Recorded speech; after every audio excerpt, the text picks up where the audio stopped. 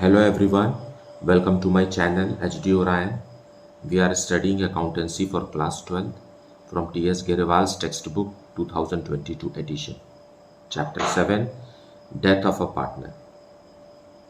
And in this video we will study determination of amount payable to executors of a deceased partner. So let us see some questions from the textbook.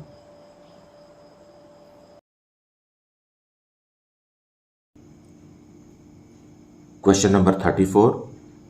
The balance sheet of X, Y and Z as at 31st March 2021 was liabilities की तरफ दिया हुआ है bills payable, employees provident fund, workman compensation reserve, general reserve, loans and capitals of partner.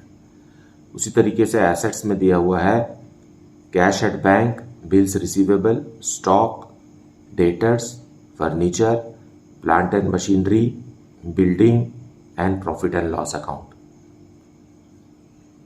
So this profit and loss account debit balance is a loss. Now further it says the profit sharing ratio was 3:2:1.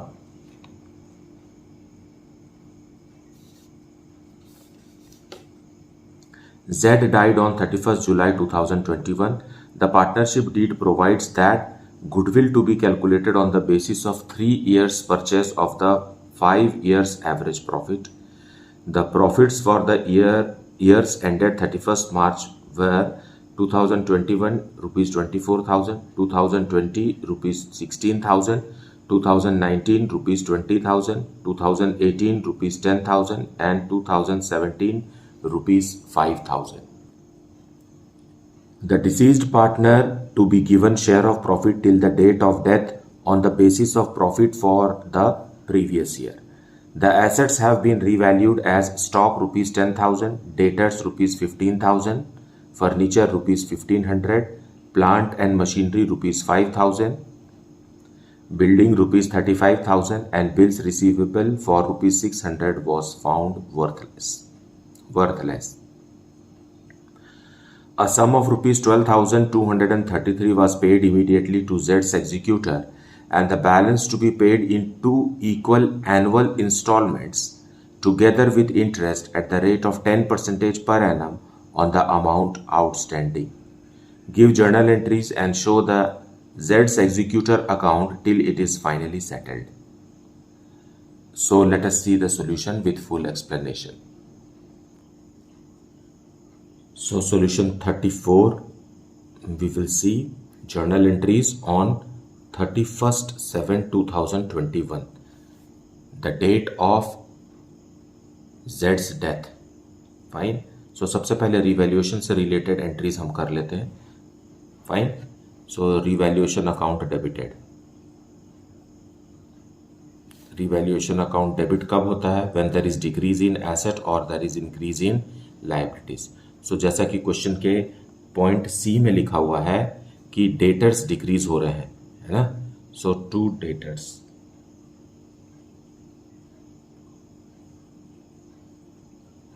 ₹1,000 से कम हो रहे हैं और furniture भी कम हो रहा है. तो 2 furniture ₹500 and plant and machinery is also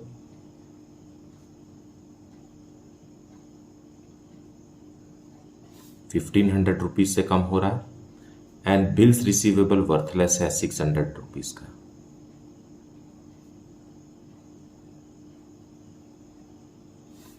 ₹600. So all this together it is 3,600 being decrease in the value of assets.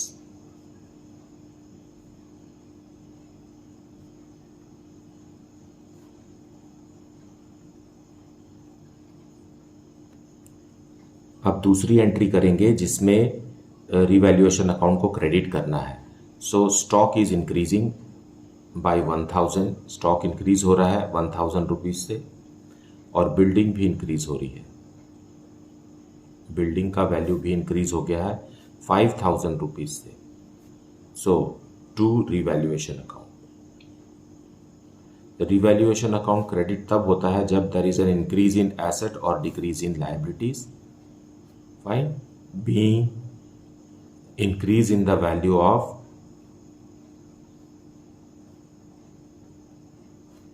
assets.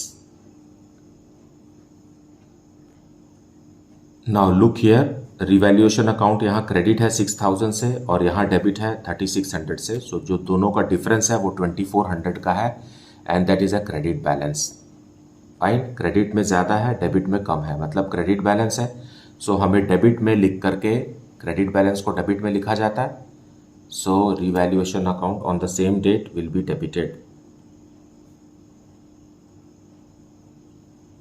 So revaluation account debited. ये प्रॉफिट हो गया. कैसे? 6000 माइनस 3600 इट इज 2400 रुपीज, जो कि पार्टनर्स को दिया जाएगा, partner X Y and Z in their profit sharing ratio.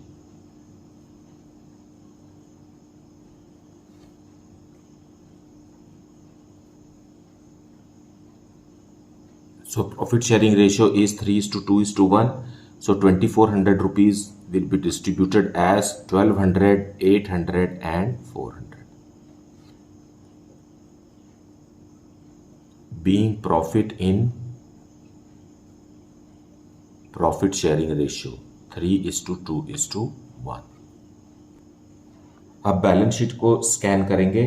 Liabilities की तरफ है एम्प्लॉयज प्रोविडेंट फंड. ये कभी भी पार्टनर्स को नहीं बांटा जाता है, किसी भी सर्कमस्टेंस में हमें नहीं देना है. लेकिन वर्कमैन कंपनसेशन रिजर्व है 6000 रुपीज़ का, जिस पर कोई क्लेम भी नहीं है, और साथ में जनरल रिजर्व भी है.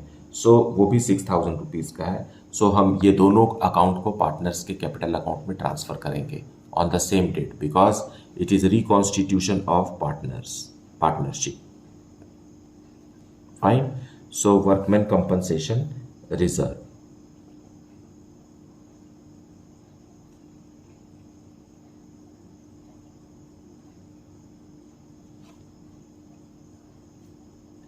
Of rupees 6000. So combined entry कर देते हैं जनरल रिजर्व को भी यहां.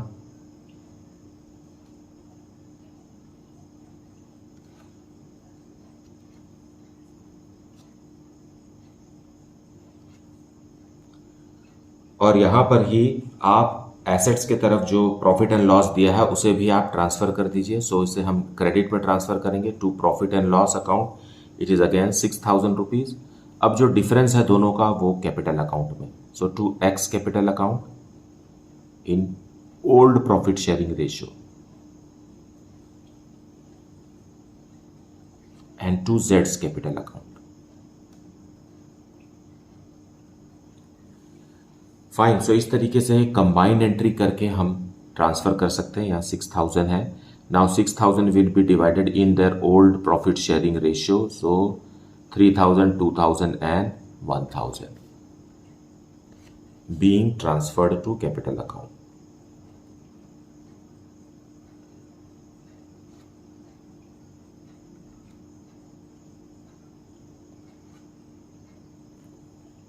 आप चाहें तो इन तीनों का अलग अलग जर्नल एंट्री भी कर सकते हैं. बस आपको इनको ओल्ड पार्टनर्स को ओल्ड प्रॉफिट शेयरिंग रेशियो में ट्रांसफर करना है और इस तरीके से कंबाइंड जर्नल एंट्री भी बनाया जा सकता है. Now for treatment of goodwill, let us calculate goodwill. Goodwill के बारे में लिखा हुआ है कि 3 years purchase of 5 years average profit. 5 years का प्रॉफिट हमें दिया हुआ है 2021, then 2020, 2019, 31st of March 2018 and 31st of March 2017. 5 साल का प्रॉफिट हमें दिया हुआ है और ये है 24,000, 16,000 and 20,000, 10,000 and 5,000.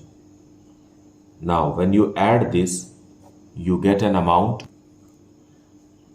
rupees 75,000. Now average profit is equal to 75,000 divided by 5. It is 15,000. Okay, so goodwill will be how much? Goodwill is equal to 15,000 multiplied by 3, that is equal to 45,000. So this 45,000 is the goodwill of the firm, है ना, firm का total goodwill है। अब जो diseased partner है Z, so Jades goodwill is how much, Jades goodwill is 45,000 multiplied by 1/6. Why 1/6? Because their profit sharing ratio is 3:2:1 and it is for X, Y and Z. So Z is represented by 1/6. It is equal to rupees 7,500. So Z का goodwill 7,500 है। अब इस 7,500 को partner X और Y bear करेंगे gaining ratio में, and their gaining ratio is 3:2. Okay, so how do we come at 3:2? क्योंकि इनका रेशियो 3:2:1 है और Z चला गया तो इनका न्यू रेशियो बन गया 3:2, जो कि पुराना रेशियो और नया रेशियो एक ही है कंटिन्यूइंग पार्टनर्स का, इसलिए इनका गेनिंग रेशियो भी एक होता है, वही होता है, मतलब न्यू रेशियो ही इनका गेनिंग रेशियो है। So when we break it in this ratio, so X and Y, how much will they contribute? 7,500 into 3/5 and 7,500 into 2/5. So we get an amount rupees 4,500 and rupees 3,000. So these are the contribution. यही वो amount है जो X और Y मिल करके Z को देंगे, goodwill का amount है। Fine, now let us journalize it. So on 31st/7/21 treatment of goodwill we will see कौन कंट्रीब्यूट कर रहे हैं, कंटिन्यूइंग पार्टनर्स कंट्रीब्यूट कर रहे हैं। एक्स कैपिटल अकाउंट को हम कम कर देंगे डेबिट करके 4,500 से, and wise capital account also debited 3,000, और दे देंगे हम जेड को, deceased partner. This is the treatment of goodwill.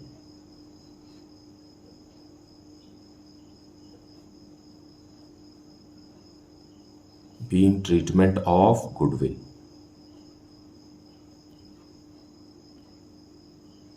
Goodwill कभी भी मंथ वाइज कैलकुलेट नहीं होगा, क्योंकि जेड की मृत्यु जो है वो 31 जुलाई को हुई है। सो 4 मंथ्स का गुडविल निकालना है, ऐसा नहीं होता। हमें सिर्फ प्रॉफिट एंड लॉस जो है, या इंटरेस्ट ऑन कैपिटल या इंटरेस्ट ऑन ड्रॉइंग अगर क्वेश्चन में दिया हुआ है तो वो मंथ वाइज कैलकुलेट होगा, वो जितने भी दिन पार्टनर रहा है उसका। Fine, now let us give journal entries for profit to the deceased partner. So for that profit and loss suspense account will be maintained to जेड्स कैपिटल अकाउंट, क्योंकि इस साल का जो प्रॉफिट है 4 महीने का, क्योंकि जेड की मृत्यु कब हुई है 31 जुलाई को। सो अप्रैल, मई, जून, जुलाई 4 मंथ्स का एक्सपेक्टेड प्रॉफिट हमें देना है, which is based on last years profit. So previous year का प्रॉफिट कितना है 24,000 है, जो कि क्वेश्चन में दिया हुआ है, और जेड को मिलना चाहिए 1/6, लेकिन सिर्फ 4 मंथ्स का मिलना चाहिए, इसलिए 4/12। So the amount we get is rupees 1,333 being profit to Z.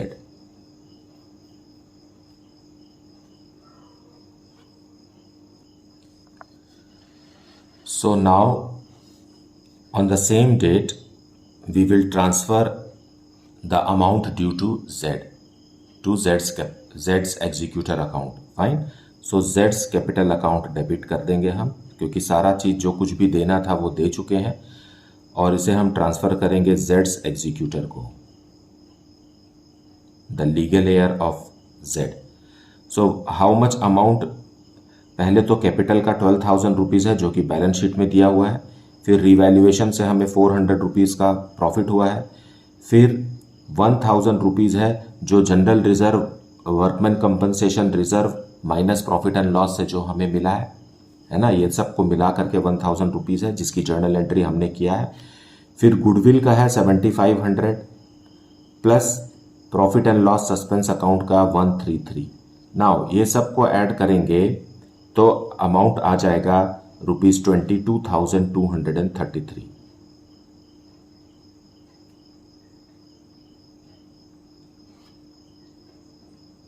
being final amount transferred to executor's account. Now on the same date Z's executor से हम पैसा देंगे. Z's executor account debited to bank account and to Z's executor loan account. बाकी पैसा हम loan में transfer कर देंगे. सो इट इज़ 22233 और हम पैसा कितना देने कह रहा है क्वेश्चन में 12,233. It is paid by bank and remaining is 10,000 rupees which is transferred to executor's loan account. Being paid and transferred.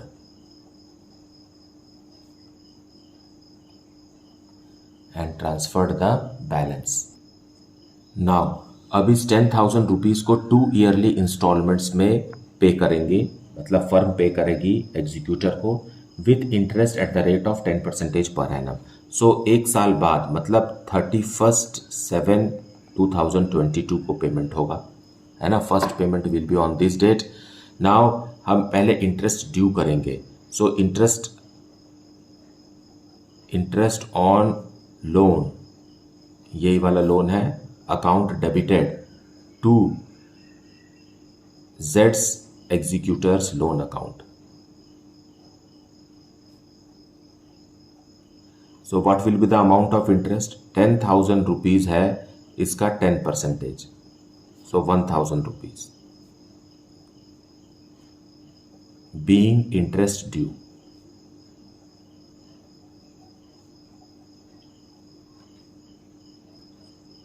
और इसी तारीख को हम इसे प्रॉफिट एंड लॉस अकाउंट में ट्रांसफ़र कर देंगे. सो प्रॉफिट एंड, क्योंकि ये चार्ज है, it is a charge against profit. So to interest on Z's loan, executor's loan. Okay, 1,000.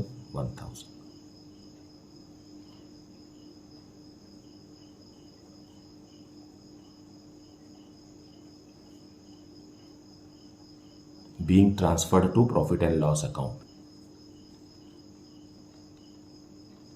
Now अब हम एग्जीक्यूटर को पेमेंट कर देंगे, है ना. सो Z's एग्जीक्यूटर अकाउंट डेबिट हो जाएगा.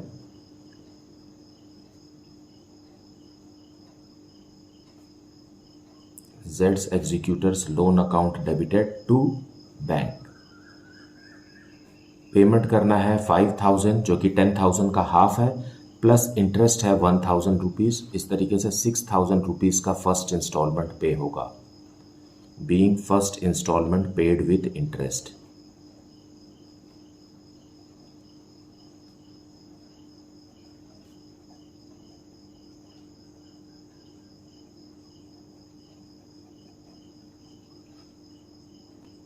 इसी तरीके से एक साल बाद मतलब 31/7/23 को ओके फिर से हम इंटरेस्ट ड्यू करेंगे. So interest on loan account debited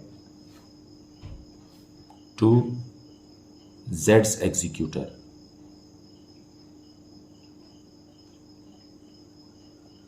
now अब बचा हुआ अमाउंट कितना है? 5,000 है. इसका 10% देना है इंटरेस्ट के रूप में. Now the interest is 500 rupees being interest due.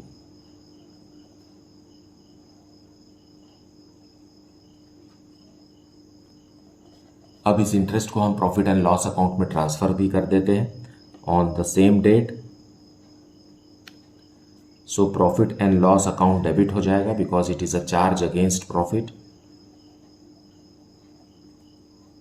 Interest on executor's loan ₹500.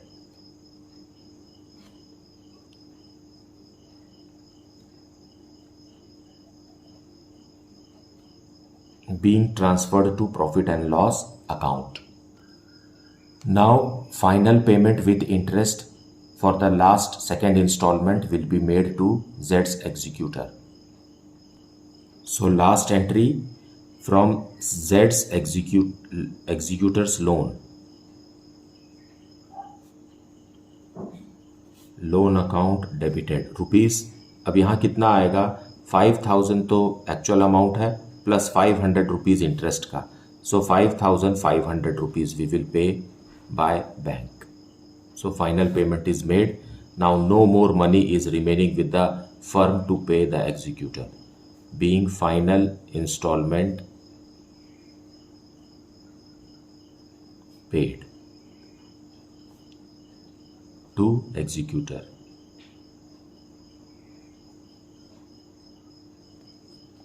So now ledger Z's executor account, loan account है ना, on which date 31/7/21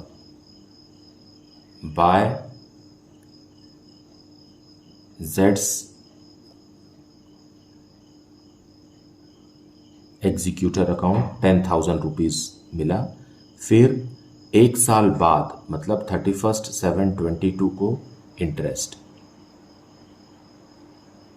इंटरेस्ट मिला 1,000, okay not 500, 1,000।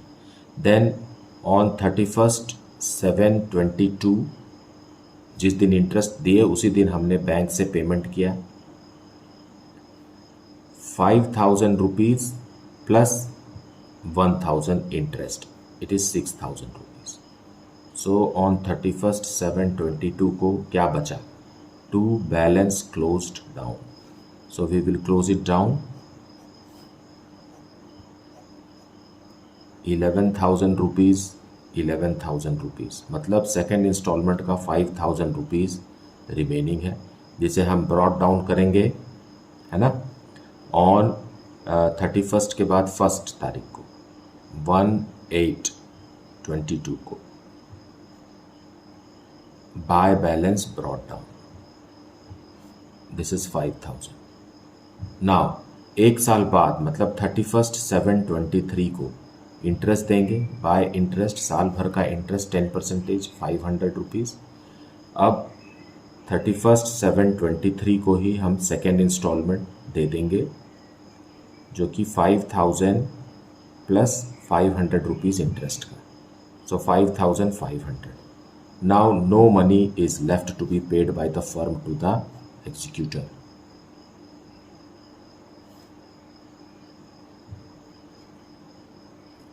So this is how the question is to be solved and understood. मैंने यहाँ journal entries और executor का loan account laser दोनों ही आपको यहाँ शो किया हुआ है, और से I believe that you have watched the full video and heard all the explanation very well. Fine. Despite this, if you are having any doubt, then please put it in the comment section. Thank you so much for liking, subscribing and sharing the channel. And if you have not yet, then please do like, subscribe and share the channel. Thank you so much for watching.